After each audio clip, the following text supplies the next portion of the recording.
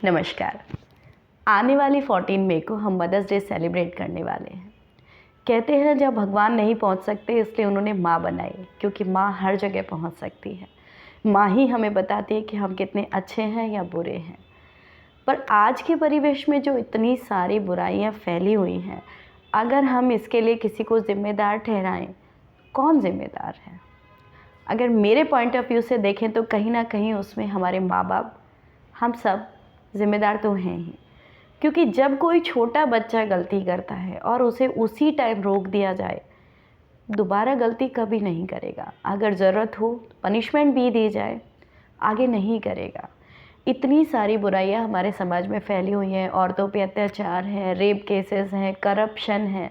तो ये सब चीज़ें बच्चा अपने आप से नहीं सीखता, वो धीरे धीरे बुराइयां उनके अंदर इतनी घर करती जाती हैं क्योंकि रोका नहीं गया था।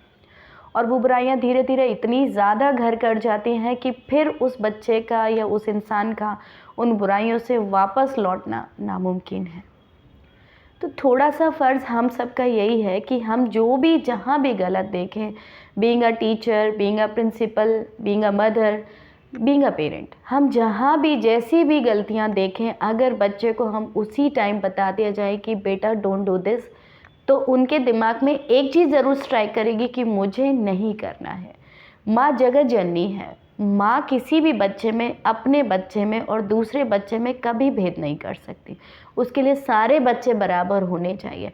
अगर कोई बच्चा तरक्की करता है, प्रोग्रेस करता है, तो उसके माँ बाप को सबसे ज़्यादा सामने लाया जाता है और हम यही कहते हैं कि देखो ये उनका बच्चा है और इसने इतनी तरक्की की है। तो क्या जब कोई बच्चा पाप करता है, कोई क्राइम करता है, तब माँ बाप को सामने नहीं लाना चाहिए?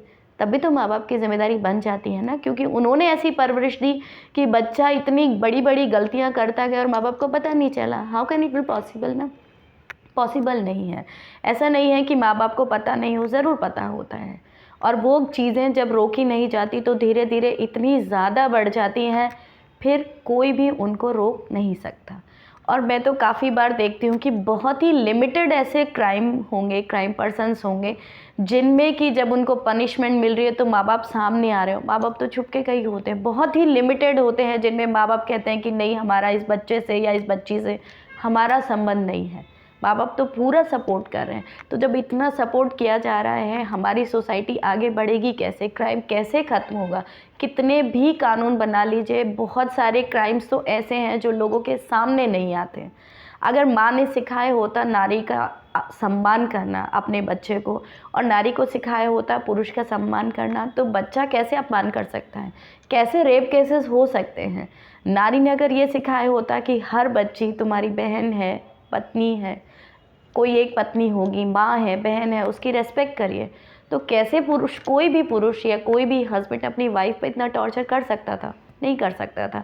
अगर माँ ने ये सिखाया होता कि रेप केसेस से कितनी ज़्यादा तकलीफ़ एक बच्ची को या एक वुमेन को होती है, कैसे उसको समझ नहीं आता? ज़रूर समझ में आता ना। और इतने ज़्यादा केसेस होते हैं, निर्भया जैसे कांड हर तीसरे दिन हो रहे हैं, फिर भी कोई माँ सामने, मेरी नॉलेज में नहीं है कि कोई माँ सामने आई हो कि मेरे बेटे को फांसी दो। उसने खुद एक औरत होते हुए भी औरत के लिए आवाज़ नहीं उठाती है। माँ स्वार्थी कैसे हो सकती है? माँ स्वार्थी नहीं हो सकती। उसके लिए सब बच्चे बराबर होने चाहिए।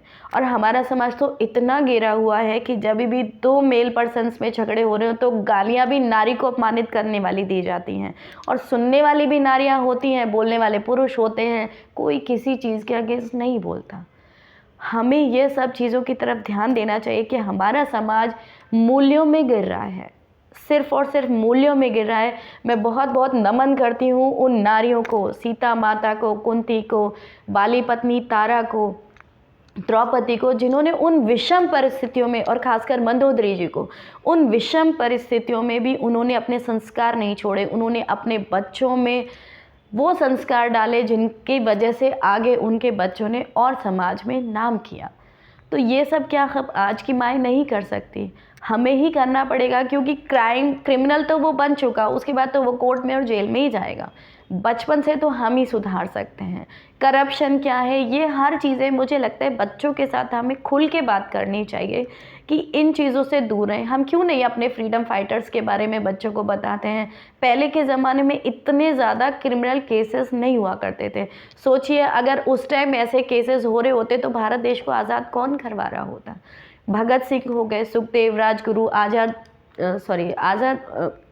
इन सब को उनकी माँओं ने संस्कार दिए, उनके पिता ने संस्कार दिए, तभी तो वो देश के लिए लड़ पाए। अगर उनके माँ बाप ही उन्हें संस्कार देते कि नहीं देश तुम्हारा नहीं है, तुम कुछ भी कर सकते हो, तो क्या वो लोग देश के लिए आगे बढ़ पाते, देश के लिए लड़ पाते।